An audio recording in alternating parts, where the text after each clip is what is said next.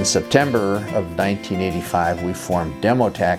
So we were actually the first company to review and rate regional independent specialty insurance companies. I think maybe one of the differences between how Demotech views the world and some of the other rating alternatives view the world, they seem to think that, bigger's better. We don't. We think that better's better.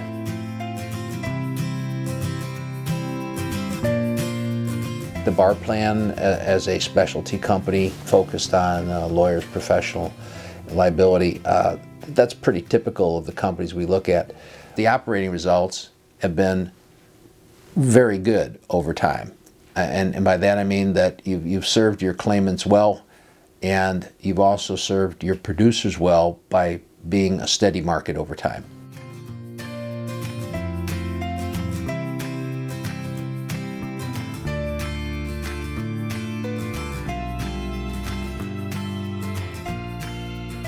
We understand their business models. We understand they use reinsurance. We understand they focus on a niche so they can understand it. They can become effective in it. Specifically, we look at liquidity ratio is very important to us.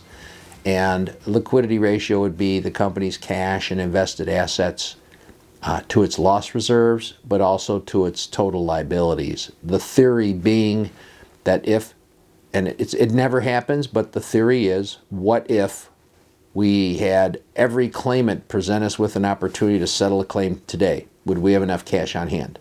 That would be the liquidity. And your ratios at the Bar Plan are significantly better than the industry averages. So if every claimant showed up and said, okay, I'm going to settle, you could write them all a check and everybody'd be done. And I think that, to us, liquidity is king. So it speaks to the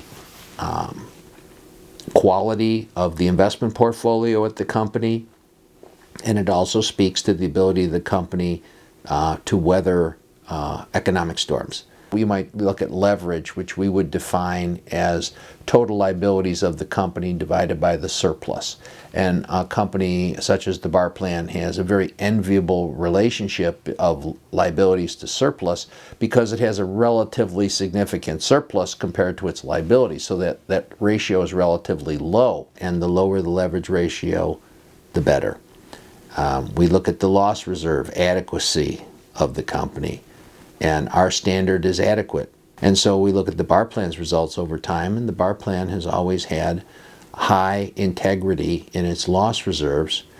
And in fact, its loss reserves tend to be moderately, reasonably overstated a little bit. There's always a little bit of savings, which means that when we look at the net worth and the surplus of the Bar Plan, we know that that's going to be a solid number. So I think those are kind of three big things: the liquidity, the leverage, and the quality of the loss reserves.